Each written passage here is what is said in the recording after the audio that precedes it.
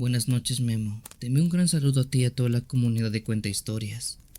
En esta ocasión les quiero contar algo que me pasó en el año 2011, cuando aún pertenecía a la Policía Municipal del Estado de Puebla. Esa noche yo iba patrullando con mi compañero Luna. Le decíamos así porque se apellidaba de esta manera. Bueno, esa noche nos tocaba cubrir un rondín por las orillas de la colonia San Miguel, allá por donde queda la penitenciaria del estado. Para quienes conozcan este lugar y para los que no, les comento que esa zona es algo desolada, ya que queda muy a las afueras de la ciudad. Les envío unas imágenes que obtuve gracias a Google Maps para que vean cómo era el lugar por ese entonces, que estaba aún más desolado que hoy día. De hecho, en esta imagen se puede ver el lugar exacto donde pasó todo esto. Ahora bien, regresando a la historia. Aquella madrugada parecía como cualquier otra en la que mi colega y yo hacemos la rutina. Yo siempre he dicho que ese sector tiene un ambiente muy raro. Supongo que es porque todo está muy solitario y la penitenciaría lo hace aún más tétrico de todo. Eran como las 2:30 de la mañana cuando vimos a lo lejos una sombra moviéndose entre la calle. De hecho, la imagen que están viendo en este momento es el lugar exacto donde vimos aquello que se nos fue bastante raro. Y esta imagen corresponde al año 2011, justamente el año donde pasó todo esto.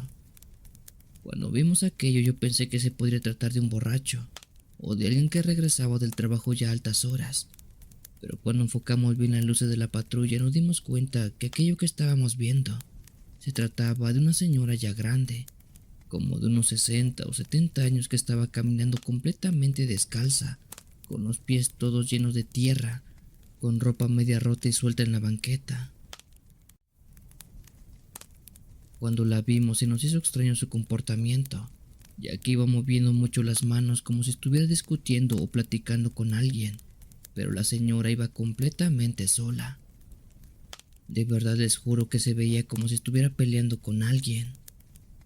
En cuanto vimos eso, mi compañero Luna dijo: ¿Y esa señora qué? No es hora como para que esté aquí tan noche. ¿Será que está perdida o anda en peligro? y él tenía razón.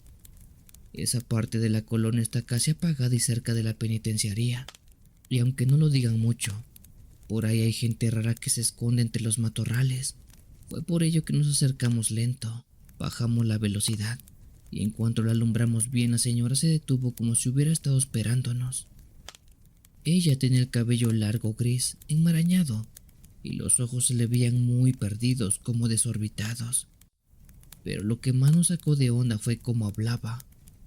Ella no articulaba bien palabras, más bien como que susurraba, como si rezara en voz baja, pero todo con un tono entrecortado, medio enfermizo, algo que te enchinaba el cuero solamente de escucharlo. Nos bajamos para preguntarle si estaba bien, pero la señora nada más nos repetía que iba a la casa de su hija, mientras señalaba hacia unas casas más adelante. Yo la escuchaba y te juro que algo no me cuadraba con esa mujer, pero no eran sus palabras, no era su forma de ser, era como si estuviera escondiendo algo que no quería decirnos aún. Además que no dejaba de mover los labios hacia un lado como si murmurara a alguien invisible.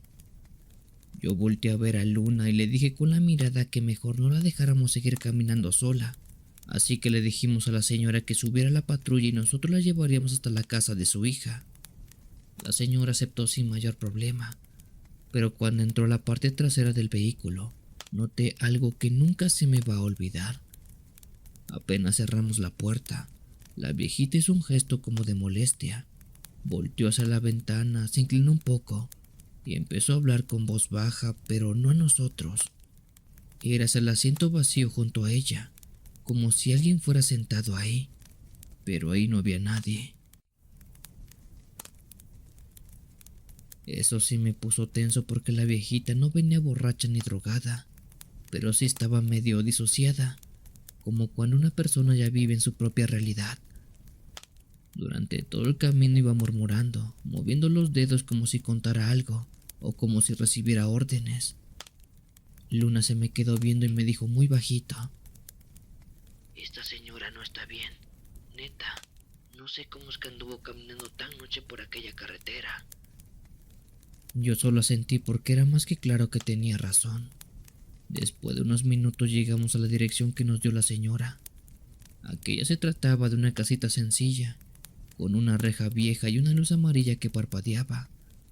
Tocamos fuerte y una mujer como de 30 o 30 y tantos años salió medio adormilada, con ojos de susto nada más al ver a la patrulla. Nosotros le dijimos que no era nada malo, al contrario, que traíamos a su mamá porque la encontramos caminando sola por la calle. Pero antes de que la señora pudiera decir algo, pasó algo aterrador. En cuanto abrimos la puerta trasera, la anciana salió hecha un demonio. La mujer se fue como una bestia encima de su hija como si quisiera matarla. Lo hizo con una fuerza que no tenía sentido para una persona de su edad y de su complexión. Gritaba cosas que no entendíamos, pero que sonaban como maldiciones. La hija gritó desesperada y nosotros tuvimos que detener a la anciana entre los dos. Yo se los juro, comunidad, nunca había sentido algo así. La piel de la señora estaba helada y sus manos cerraban los dedos como garras, algo que no parecía humano en ese momento. Cuando por fin la logramos controlar, la hija comenzó a llorar y nos dijo que su mamá estaba internada en el psiquiátrico que estaba justo al lado en San Miguel, que sufría de esquizofrenia severa y que no tenía idea de cómo había escapado de ese lugar. Ella siempre dice que las voces que la acompañan van a venir a buscarme, pero esa voz siempre les dice que me hagan daño. Dijo la muchacha con la voz temblando. Mi compañero y yo nos quedamos asustados y pensativos, ya que no sabíamos exactamente qué era lo que estaba pasando, pero no teníamos de otra que corroborar lo que nos habían dicho. Fue así que llevamos a la señora mayor de regreso al psiquiátrico y cuando llegamos, ahí confirmamos que sí, que efectivamente se había escapado por la madrugada.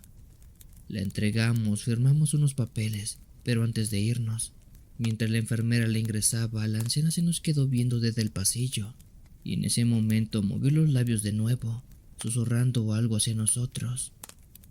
Les juro que por un segundo, nada más por un maldito segundo, sentí como si alguien más estuviera viéndonos desde ese pasillo, aunque solamente estuviera la pared. A veces creo que la mujer nos maldijo o algo así, porque se sintió horrible como un frío que nació en mis pies y que murió en mi cabeza. A veces creo que lo más perturbador no siempre pasa con fantasmas, sino con los vivos.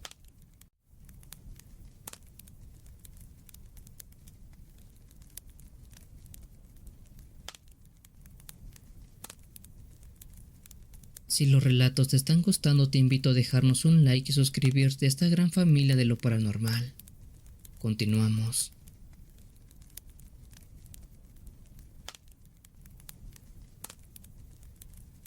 Familia CH, mi nombre es Rosa y les quiero contar algo que me pasó en el año 2014 cuando se ha recorrido por unas calles muy viejas de Guadalajara, en lo que era todavía mi labor como oficial de policía. Antes de empezar con la historia les digo que soy fanática del canal y desde hace meses había querido enviar mi relato, pero por cosa de trabajo no tuve tiempo. Pero bueno, aquí estoy y espero les guste o les aterre. La verdad no sé qué es mejor. Esto empieza así, comunidad. En ese tiempo yo estaba asignada a los recorridos nocturnos de una colonia que siempre me dio muy mala espina, la llamada Lomas de la Victoria, una colonia medio olvidada con carreteras de terracería, postes que apenas alumbraban y pocas pero muy pocas casas habitadas por ese entonces. De día no pasaba nada, pero de noche tenía un ambiente raro, como si todas las sombras se movieran más de lo normal y los perros ladraran a cosas que uno no podía ver. Todo empezó una madrugada, lo recuerdo perfectamente, como a las 2 de la mañana más o menos, cuando venía bajando por la avenida principal, siendo que justamente ahí había un poste viejo con una cruz de metal pegada en la base, de esas que ponen cuando alguien muere. Cuando pasé con la patrulla con la luz alta, había un hombre de rodillas frente a la cruz completamente inmóvil. Era tal cual como si llevara horas ahí. Recuerdo que el hombre tenía una chamarra café desgastada, el cuello encorvado hacia adelante y las manos juntas como rezando. El pobre se veía cansado, pero no me daba mala espina, al contrario, parecía alguien que estaba sufriendo por la pérdida. Incluso pensé que sería el papá o el hermano de la posible víctima que estuviera por ahí. En mi trabajo uno ve muchas cruces así por el camino, pero nunca se ve a alguien rezando a esas horas tan altas. Aún así no me detuve, solo bajé la velocidad y lo miré unos cuantos segundos, para después seguir con mi camino ya que estaban horas de trabajo. Al día siguiente, o mejor dicho a la noche siguiente, a la misma hora, pasé exactamente por ese mismo punto, y ahí estaba otra vez aquel hombre, arrodillado exactamente en la misma posición, sin moverse un solo centímetro. Al principio pensé que solamente era casualidad. Tal vez el señor trabajaba de noche y pasaba a rezar antes de llegar a su casa.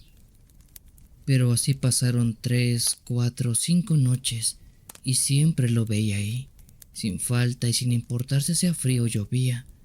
Él siempre estaba rezando en aquella cruz, siempre con la chamarra café, siempre hincado, siempre muy dolido.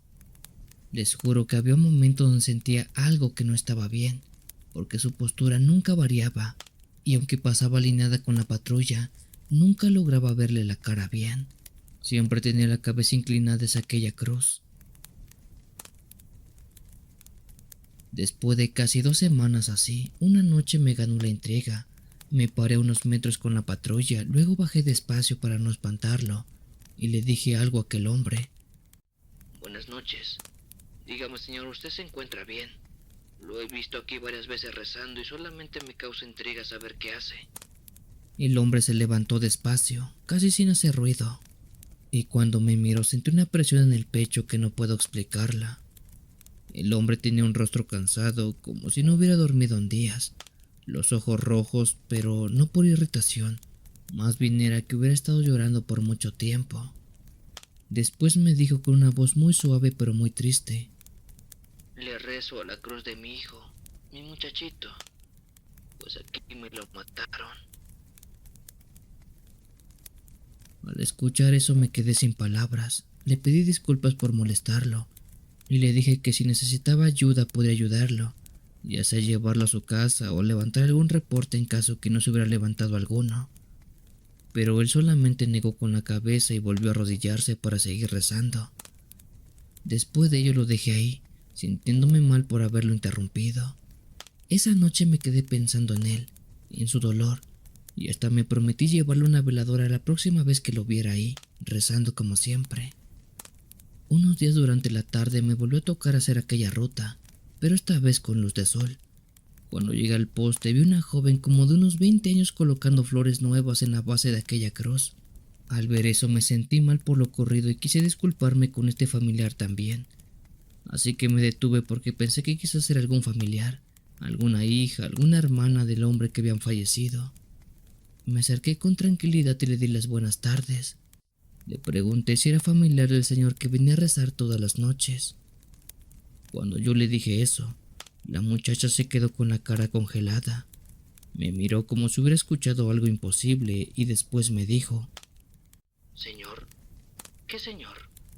Yo se lo describí tal cual, de chamarra café, delgado, ojos tristes, siempre arrodillado rezando. Apenas iba por la mitad de la descripción cuando la muchacha se llevó las manos a la boca y después se le llenaron los ojos de lágrimas. Sí soy familiar del hombre que me describe. Creo que se trata de mi abuelito. Fue así que le comenté lo que me había pasado días antes, pero antes de seguir la joven me interrumpió y me dijo: Oiga, pero mi abuelo, él murió hace 5 años. Mi abuelo ya tiene que falleció y así como usted me lo describe, es como la gente lo veía, que venía a rezar cuando estaba en vida a la tumba de su hijo. Comunidad, cuando escuché eso se me heló la sangre. Me quedé completamente helada, muda, sin saber qué decir. La muchacha seguía llorando mientras me explicaba que su abuelo había pasado sus últimos años visitando esa cruz, que él nunca faltaba, que siempre estaba rezando ahí.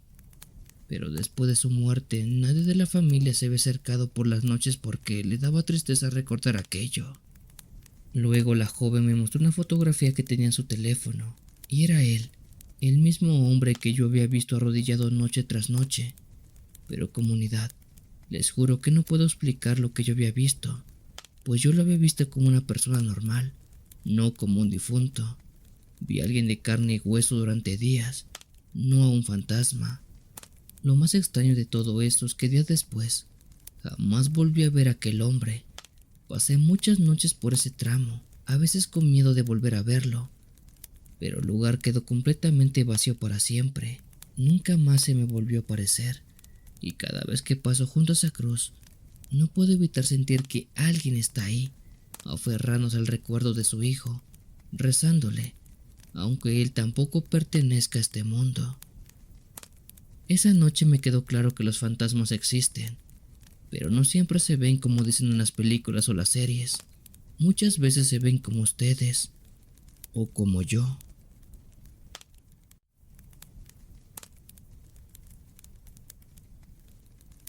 Te recuerdo que tenemos videos diarios y en vivos todas las noches de los días miércoles y sábados.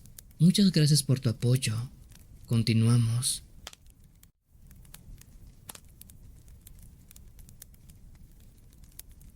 Tengo un tío que se llama Mateo que actualmente tiene 65 años de edad, pero por más de 40 fue policía y en todo ese tiempo le pasaron cosas bien turbias. Él siempre fue de esos hombres firmes, valientes, duros para doblarse y testarudos que nunca aceptaban ayuda. Pero bueno, esta historia es un tanto diferente a lo que se esperaría. Comunidad, les pregunto a todos ustedes, ¿creen en los milagros? O dicho de otra forma, ¿ustedes creen en la santería? Bueno, cual sea su respuesta, escuchen esto y después me dicen qué opinan. Según dicen, esto pasó una madrugada cuando mi tío Mateo y su compañero respondieron a un llamado de emergencia en una colonia que según se sabía se movía gente muy pesada y fuertemente armada. Según se manejó en aquel reporte, se trataban de unos hombres armados que rondaban una bodega.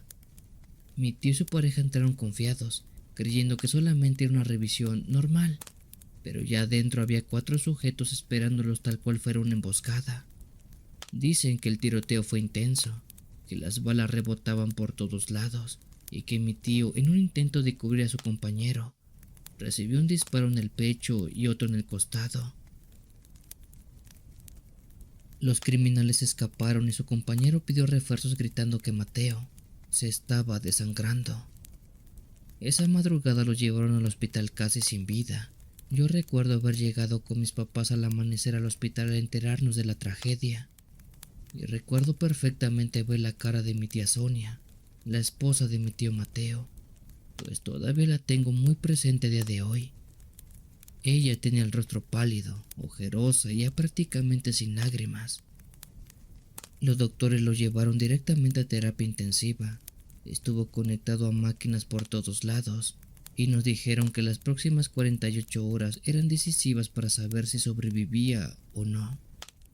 Aquellos fueron días horribles, días donde todos hablábamos en voz baja, como si un ruido fuerte pudiera traer una mala noticia.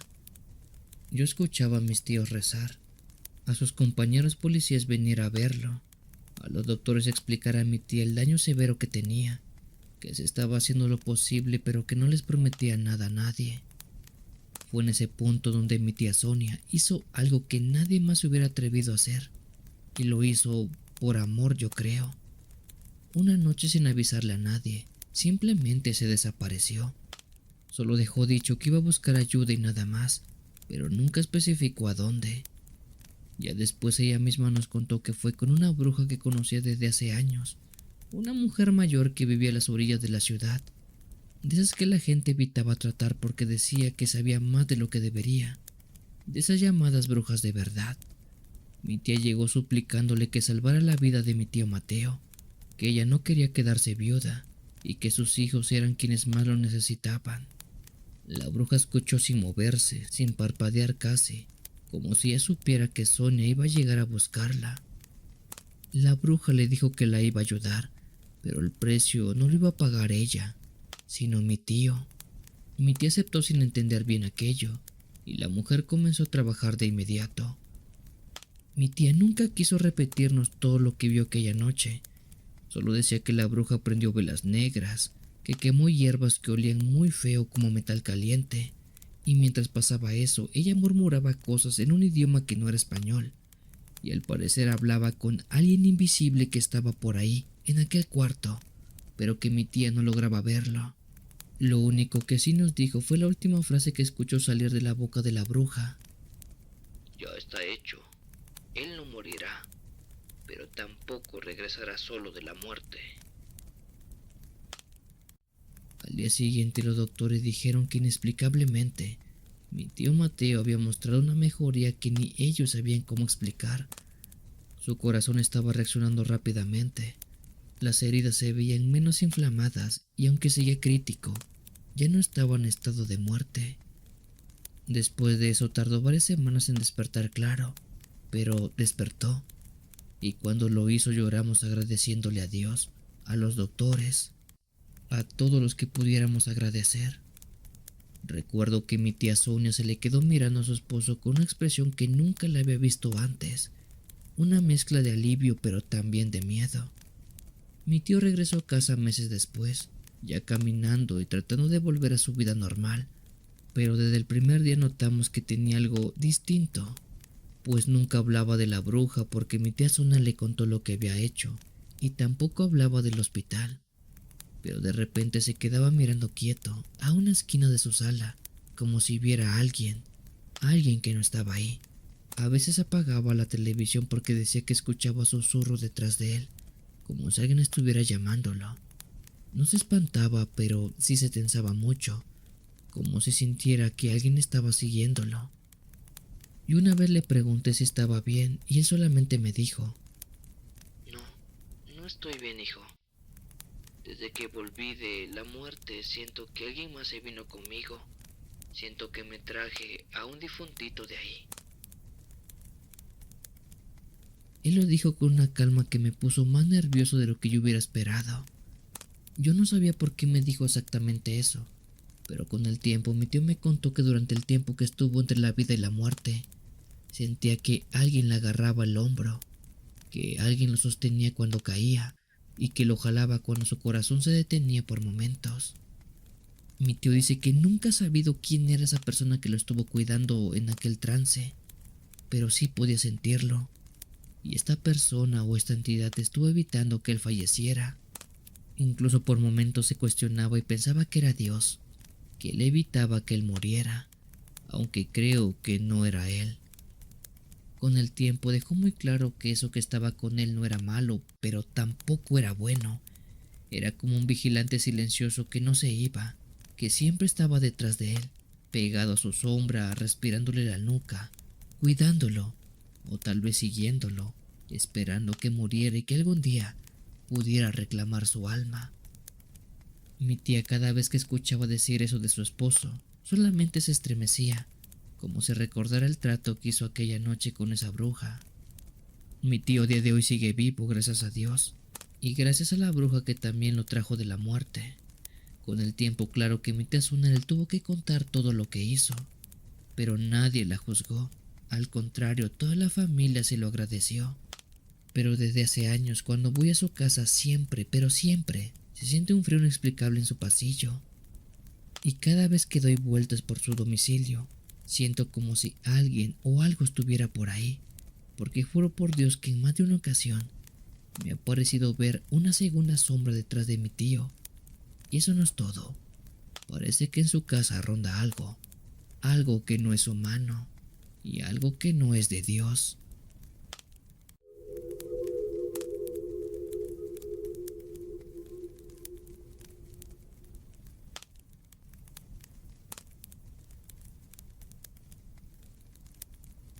Hola familia CH, mi nombre es Isabel, pero todos me dicen Isa.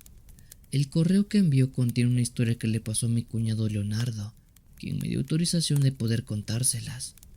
Primero que nada les cuento que mi cuñado es policía en el estado de Tlaxcala desde hace años, y esto le pasó en el año 2019 cuando fue asignado temporalmente a custodiar los pasillos viejos de un pequeño penal abandonado a las afueras de la ciudad. Este penal, por lo que me dice, poco a poco se ha estado vaciando, pues ha ido trasladando a los reclusos a un penal mucho más grande. Mi cuñado Leonardo era de los que nunca se espantaban de nada. Había lidiado con borrachos, pleitos, levantamientos fallidos, persecuciones y todo tipo de problemas de esos que se acumulan en la libreta de un oficial con varios años de servicio. Pero lo que vivió dentro de aquella penitenciaría vieja es algo que no lo comparte prácticamente con nadie, porque lo que ahí vive no son criminales, es algo peor, algo que no pertenece a este mundo. Todo comenzó cuando lo asignaron a vigilar el pabellón que había sido clausurado desde los años 80. Esa parte del penal ya no era usada porque las instalaciones estaban muy dañadas y supuestamente no era seguro estar ahí. Pero lo que todos sabían, aunque nadie lo decía en voz alta, era que ese lugar estaba cargado de una historia muy rara, pues según se cuenta comunidad, se dice que una mujer, de la cual nunca hubo un registro oficial, había muerto dentro de uno de los cuartos sin que nadie pudiera explicar cómo es que llegó ahí. Nunca se supo si era familiar de algún preso, una visitante, o simplemente alguien se metió sin permiso. Solo se sabía que una madrugada la encontraron tirada en el suelo, con las manos tensas como si hubiera estado rascando la pared, y la boca entreabierta como si hubiera estado gritando hasta quedarse sin aire. Desde entonces muchos custodios evitan hablar de ella, y los que entran a aquella sala lo hacen a prisa sin mirar mucho a los lados. Leonardo, mi cuñado, no sabía todo eso cuando lo asignaron ahí, así que pensó que sería un turno sencillo, pero la primera noche sintió algo muy raro. Él decía que apenas cruzó la rejilla metálica, el aire cambió por completo. No era un aire frío, era más bien un aire pesado, como si el lugar estuviera respirando muy lento, empujando hacia atrás. A lo lejos escuchó lo que creyó era un sollozo, como el llanto suave de una mujer, pero que no se escuchaba del todo fuerte. Pensó que quizás eran los pocos internos que aún estaban escondidos y que presuntamente podrían estar drogándose o no podían dormir. Así que caminó hacia esa dirección para averiguar de qué se trataba. Pero mientras más avanzaba, más sentía que el llanto no venía de un solo punto. Era como si rebotara en las paredes, como si se moviera a su alrededor. En cierto momento se detuvo porque escuchó pasos justamente detrás de él, pasos suaves, casi arrastrados. Volteó pensando que era otro oficial, pero no había nadie. Pero los días siguientes fueron peores. A cada turno que le tocaba en esa zona, Leonardo regresaba a la casa pálido, más callado y más nervioso que nunca. Su esposa lo notó y le preguntó qué era lo que estaba pasando, pero él no quería contarle porque decía que nadie le iba a creer. Así fue hasta una noche que ya no pudo guardárselo, pues le contó que en varias ocasiones mientras revisaba los pasillos de la penitenciaría, veía la silueta de una mujer parada al fondo del corredor, una mujer con el cabello largo y el cuerpo inclinado hacia adelante. Dice que no caminaba, no hablaba, solamente estaba ahí, pero cuando él parpadeaba desaparecía y aparecía más cerca, como si avanzara sin moverse. Una vez la vio claramente. Dice que estaba como a unos 7 metros de él, con los pies descalzos, los brazos colgados y la piel grisácea, como si no tuviera sangre. Leonardo retrocedió apuntando con la lámpara, y en ese momento la mujer inclinó la cabeza hacia uno de los costados con un movimiento tan brusco que le crujieron los huesos, como si no tuviera tendones que lo sostuvieran.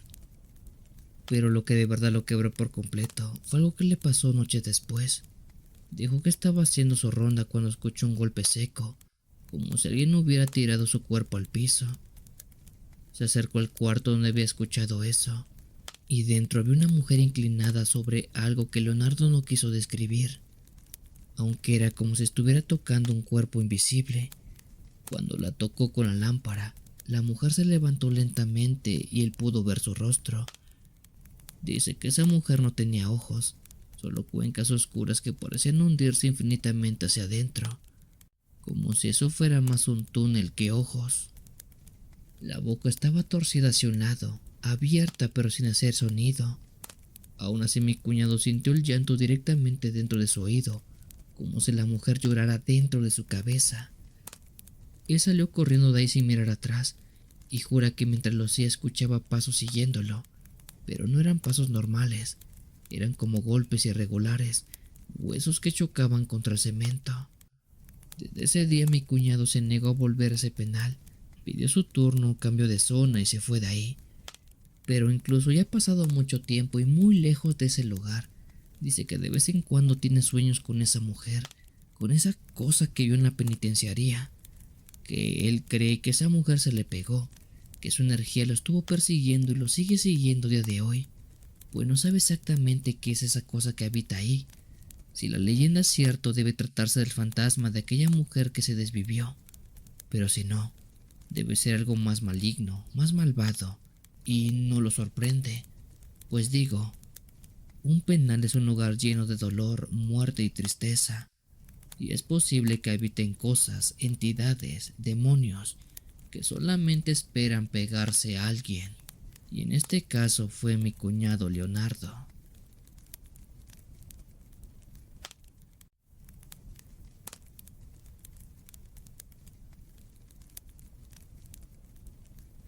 Si tienes alguna historia que desees compartir con esta agradable comunidad, te invito a enviarla, ya sea por correo o la página de Facebook. Los links están en la descripción del video. Te agradecería actives todas las notificaciones para estar al día con los relatos que se suben a diario. Muchas gracias por dejarme llegar hasta tus oídos. Yo soy el Cuenta Historias. Te deseo una linda y oscura noche.